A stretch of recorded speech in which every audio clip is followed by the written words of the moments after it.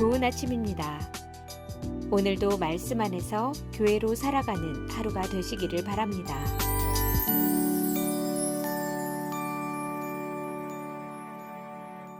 안녕하세요, 성도 여러분. 1월 14일 수요일 말씀 묵상 시작하겠습니다. 오늘 함께 나눌 말씀은 마태복음 2장 9절부터 12절까지의 말씀입니다. Matthew chapter 2 verse 9 to 12. 9절부터 12절까지 말씀 함께 읽겠습니다. 박사들이 왕의 말을 듣고 갈새 동방에서 보던 그 별이 문득 앞서 인도하여 가다가 악이 있는 곳 위에 머물러 서 있는지라. 그들이 별을 보고 매우 크게 기뻐하더라. 집에 들어가 아기와 그의 어머니 마리아가 함께 있는 것을 보고 엎드려 아기께 경배하고 보배합을 열어 황금과 유향과 몰약을 예물로 드리니라. 그들은 꿈에 헤롯에게로 돌아가지 말라 지시하심을 받아 다른 길로 고국에 돌아가니라. 아멘. 19세기 영국의 유명한 설교자 찰스 스펄전 목사님이 이런 말을 했습니다. 모든 사람은 무릎을 꿇는다. 다만 누구 앞에 무릎을 꿇느냐가 문제일 뿐이다. 모든 사람은 본능적으로 무언가를 경배하며 살아간다는 말이죠. 그것이 돈이든 명예이든 사람의 인정이든 혹은 자기 자신이든 사람들은 자기가 가장 귀하고 가치 있다고 여기는 것 앞에 무릎을 꿇고 살아갑니다. 그렇다면 여러분들은 무엇을 경배하며 살아가고 계십니까? 우리가 어디에 시간과 정성 혹은 열정을 쏟고 있는지를 보면 우리가 무엇을 경배하고 있는지 금방 알 수 있죠. 오늘 본문 마태복음 2장은요, 우리에게 참된 예배자와 거짓 예배자 그리고 무관심한 자들을 대조적으로 보여주고 있습니다. 하나님께서 동방의 박사들, 즉 이방인들에게 별을 통해 메시아의 탄생을 알리셨고 그들은 먼 길을 마다하지 않고 예수님을 경배하러 왔죠. 반면에 예루살렘에 있던 헤롯 왕은 두려움에 떨면서 거짓으로 나도 경배하겠다라고 말했고 종교 지도자들은 메시아의 탄생에 대한 그 예언을 정확히 알고 있었지만 무관심했습니다. 오늘 말씀을 통해서 하나님께서 어떤 자를 찾으시고 또 그들을 어떻게 인도하시는지 살펴보기 원하고 무엇보다 저와 여러분이 경배해야 할 대상이신 예수 그리스도께 우리의 삶 전체를 드리는 예배자로 다시 설 수 있기를 우리 주님의 이름으로 축원합니다. 오늘 본문 1절 2절 말씀을 함께 읽어보겠습니다. 마태복음 2장 1절과 2절 말씀입니다. 헤롯 왕 때에 예수께서 유대 베들레헴에서 나심에 동방으로부터 박사들이 예루살렘에 이르러 말하되 유대인의 왕으로 나시니가 어디 계시냐? 우리가 동방에서 그의 별을 보고 그에게 경배하러 왔노라 하니. 예수님은 헤롯 왕이 유대 지역을 통치하던 시기에 베들레헴에서 태어나셨습니다. 헤롯 왕은 BC 37년부터 사실상 예루살렘을 장악했고요. BC 40년에 로마 원로원으로부터 왕이라는 호칭을 얻었습니다. 헤롯은 AD 4년에 사망할 때까지 왕으로서 유대 지역을 통치했고 말년에는 자신의 아들 3명을 처형하기도 했습니다. 헤롯에게는 10명 이상의 아들이 있었는데요. 그중 3명을 반역 및 음모 혐의로 직접 처형한 것이죠. 자기 아들들도 가차없이 숙청했습니다. 헤롯의 아들이기보다 차라리 그의 돼지로 사는 것이 낫다라는 유대 격언이 있었을 만큼 헤롯은 굉장히 잔인한 인물이었습니다. 이런 헤롯 왕이 유대의 왕일 때에 예수님이 태어나셨고 동방의 박사들이 예루살렘에 도착했습니다. 여기서 동방의 박사라는 것은 요즘 우리가 PhD 학위를 가지고 있는 사람을 부르는 그 박사가 아니라는 거 다들 잘 알고 계실 겁니다. 헬라어로 마고이라고 하는데요. 점성술사라고 이해하는 것이 더 적절할 것 같습니다. 어쨌든 이들은요, 페르시아 왕궁에서 꿈을 해석하거나 천문학적인 현상을 분석하는 그런 능력으로 왕을 보좌하는 사람들이었습니다. 이들이 별의 움직임을 연구하던 중에 특이한 별 하나를 발견하고 그 별을 따라 유대 지역으로 오게 되었습니다. 그리고 그들은 이미 그 별이 이스라엘의 왕이 태어날 곳으로 안내한다는 그 믿음이 있었습니다. 2절에 보시면 동방 박사들이 예루살렘에 오자마자 그 별이 무엇인지에 대해서 물어본 것이 아니라 유대인의 왕으로 나시니가 어디 계시냐? 우리가 동방에서 그의 별을 보고 그에게 경배하러 왔노라 라고 말합니다. 그러니까 그 별이 유대인의 왕으로 나신 이에게 인도한다는 것을 이미 알고 있었다는 것이죠. 이들은 예루살렘까지 약 1000마일이 넘는 거리를 달려왔습니다. 그 당시 교통이나 도로의 상황을 고려한다면 몇 달이 걸리는 험난한 여정이었을 겁니다. 그런데도 도대체 그들은 왜 유대인의 왕의 탄생을 가리키는 그 별을 따라 이 먼 곳까지 찾아왔습니까? 2절 하반절에 답이 있지요. 그의 별을 보고 그에게 경배하러 왔노라. 그들은 어떤 정치적 왕이 아니라 경배받으실 메시아를 찾고 있었습니다.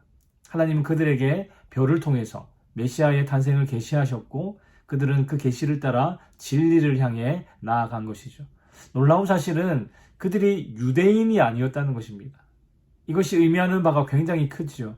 메시아를 통한 하나님의 구원 계획은 처음부터 이방인을 포함하는 전 우주적인 계획이었다는 것입니다. 이스라엘만 선택받고 이스라엘만 구원받는 것처럼 보이지만 하나님은 이미 이방인들의 구원까지 계획하고 계셨다는 것입니다. 그래서 저와 여러분들도 지금 그 구원의 은혜를 누리고 있는 것이죠. 그런데 중요한 것은 유대인이든 이방인이든 참된 왕을 찾는 자를 하나님께서 결코 외면하지 않으신다는 점입니다. 오늘날도 마찬가지 아닙니까? 하나님을 진심으로 찾는 자, 말씀 앞에 무릎 꿇는 자는 반드시 예수 그리스도를 만나게 됩니다. 아무리 유대인이라도 참된 왕이신 예수 그리스도를 찾지 않는 자들에게는 구원이 없고 이방인이라도 예수 그리스도를 찾고 그분의 말씀 앞에 무릎 꿇는 자는 반드시 그리스도를 만나고 구원을 얻게 되는 것이죠. 여러분, 예수 그리스도를 만난 자들의 반응이 어떻습니까? 9절 10절 말씀 다시 한번 읽어보겠습니다. 9절 10절입니다. 박사들이 왕의 말을 듣고 갈새 동방에서 보던 그 별이 문득 앞서 인도하여 가다가 악이 있는 곳 위에 머물러 서 있는지라 그들이 별을 보고 매우 크게 기뻐하고 기뻐하더라. 동방 박사들은 다시 별을 보았을 때 매우 크게 기뻐하고 기뻐했습니다. 말로 표현할 수 없는 기쁨이지요. 이 기쁨은 오직 그리스도를 만날 때만 누릴 수 있는 영적인 기쁨입니다. 이들은 이방인이었지만 유대인의 왕 예수 그리스도의 탄생을 알리는 별을 보고 엄청난 영적인 기쁨을 경험했습니다. 그리고 11절에 보시면 집에 들어가 아기와 그의 어머니 마리아가 함께 있는 것을 보고 엎드려 아기께 경배하고 보배합을 열어 황금과 유향과 모략을 예물로 드리니라. 동방 박사들이 예수님께 드린 이 선물들은 단순한 선물이 아닙니다. 이들은 별을 보고 여정을 떠나기 전부터 자신들이 누구를 만나게 될지 알고 있었죠. 그래서 유대인의 왕이자 메시아로 오시는 이 분에게 드릴 선물을 미리 준비했습니다. 그래서 그들은요 깊은 의미가 담긴 선물을 가지고 왔습니다. 황금과 유향과 모략인데요. 황금은 왕을 상징하죠. 만왕의 왕이신 예수님을 위해 황금을 준비했습니다. 그리고 유향은 제사장이 하나님께 드리는 향료입니다. 출애굽기와 레위기에 보시면 유향이 성막의 그 분향단에서 하나님께 드리는 향료로 사용되는 것을 볼 수 있습니다. 제사장이 하루에 2번 향을 하나님께 기도와 함께 상징적으로 올렸습니다. 그래서 유향은요 단순한 향료가 아니라 제사장이 하나님께 올려드리는 거룩한 향기였고 하나님께 올라가는 기도와 경배를 상징하는 것이었습니다. 유향이 제사장직과 깊이 연결되는 상징이라는 것이죠. 결국 이 유향은 예수님께서 하나님께 나아가는 제사장, 즉 하나님과 사람 사이를 중재하는 분이라는 것을 예표하고 있습니다. 그리고 마지막으로 모략인데요. 장례 때 쓰는 향품이지요. 예수님께서 죄인을 위해 죽으실 분이라는 것을 예표합니다. 그래서 동방 박사들이 드린 이 예물은 왕, 제사장, 죄인을 위해 죽으실 구원자로서의 그 예수님의 정체성과 사역이 상징적으로 담겨 있습니다. 그런데 동방 박사들의 경배 장면과는 대조적으로 헤롯과 예루살렘 사람들 그리고 종교 지도자들의 반응은 굉장히 다릅니다. 동방 박사들이 유대인의 왕으로 나시니가 어디 계시냐라고 물었을 때 3절에 보니까 헤롯 왕과 온 예루살렘이 듣고 소동했습니다. 왜 소동했을까요? 그들이 선지자들로부터 들었던 메시아에 대한 예언이 있었고 그 예언이 성취되기를 아주 오랫동안 기다렸는데 그 메시아가 태어났다면 마땅히 기뻐해야 하지 않겠습니까? 그런데 왜 소동했습니까? 이유는 분명하죠. 헤롯 왕은 자기 외에 다른 왕이 존재하는 것을 원하지 않았고 예루살렘의 종교 지도자들은 현재 자기 자리에 만족하고 있었기 때문입니다. 헤롯은 자기도 그들과 같이 예배하겠다라고 말했지만 속으로는 예수님을 죽이려고 했죠. 헤롯은 자기의 권력을 유지하기 위해서 살인도 서슴지 않았던 잔인한 사람이었습니다. 그리고 대제사장들과 서기관들은 어떻습니까? 그들은 성경을 굉장히 잘 알고 있었지요. 그들은 예언을 통해서 메시아가 베들레헴에서 나실 것을 정확하게 알고 있었습니다. 그러나 단 한 명도 동방 박사들과 함께 예수님을 찾아 나서지 않았습니다.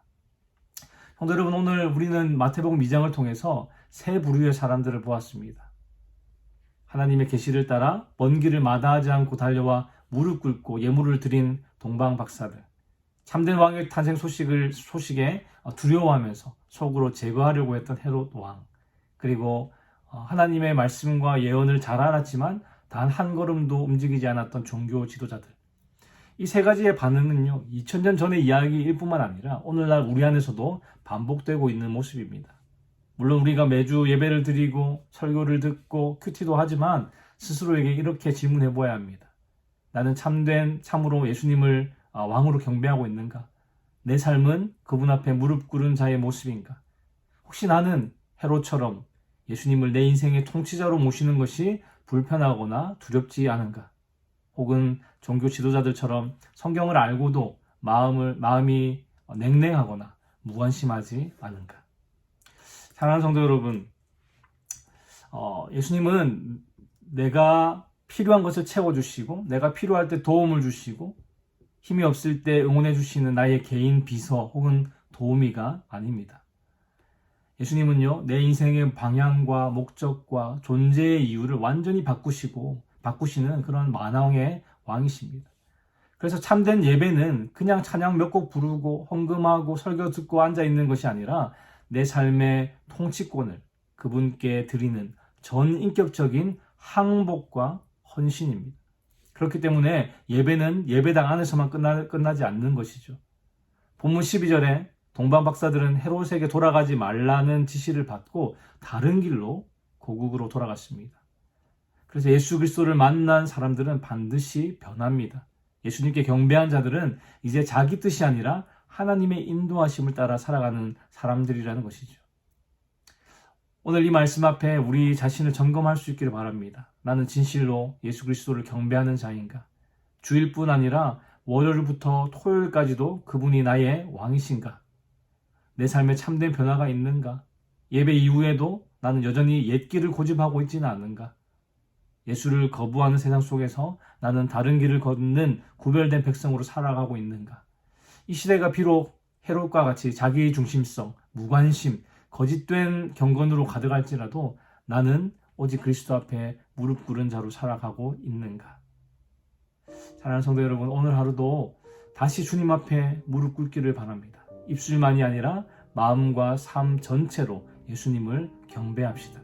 그리고 이 땅의 어두운 길 한복판에서 참된 왕을 경배하는 사람답게 하나님의 지시함을 받은 길로 살아가는 저와 여러분 되시기를 주님의 이름으로 축원합니다. 기도하겠습니다. 하나님 아버지, 오늘 말씀을 통해서 참된 왕이 누구신지 다시 한번 깨닫게 하시니 감사합니다. 주님, 우리가 입술로만 아니라 우리의 삶 전체로 예수 그리스도를 경배하는 자가 되기를 원합니다. 때로는 헤롯처럼 주님의 통치를 불편해했고 때로는 말씀을 알고도 무관심했던 우리의 모습을 용서하여 주시옵소서. 동방 박사들처럼 주님의 계시 앞에 반응하며 무릎 꿇어 예수님을 참된 왕으로 경배하는 우리 모두 되게 하여 주시옵소서. 아버지, 이 예배가 예배당에서 끝나지 않게 하시고 우리의 삶의 길을 바꾸는 예배가 되게 하여 주시옵소서. 그리고 오늘도 하나님의 인도하심을 따라 다른 길로 살아가는 구별된 백성 되게 하여 주시옵소서. 감사를 드리며 예수 그리스도의 이름으로 기도합니다. 아멘. 수요 기도 제목으로 함께 기도하겠습니다. 교육부 및 청년 등 다음 세대 사역을 위해 기도하실 때에 영아부, 유아부, 초등부, 청소년부가 교회학교를 통해 복음을 만날 수 있도록 대학부, 청년부, EM 사역을 통하여서 우리 다음 세대가 신앙적 가치관을 확립하도록 기도해 주시기 바랍니다. 구역장님들과 새가족들을 위해 기도하실 때에 우리 구역장님들 한 분 한 분이 섬김을 통해서 각 개인이 은혜와 복을 누리도록 새가족들이 잘 정착하여 믿음의 뿌리를 견고하게 내리도록 기도해 주시기 바랍니다. 선교사님을 위해 기도하실 때에는 네팔의 윤성철 선교사님, 터키의 하상욱 선교사님, 일본의 문일배 선교사님, 페루의 윤애경 선교사님, 그들의 선교사역을 통하여서 많은 영혼들이 복음을 듣고 주께 돌아올 수 있도록 함께 기도해 주시기 바랍니다.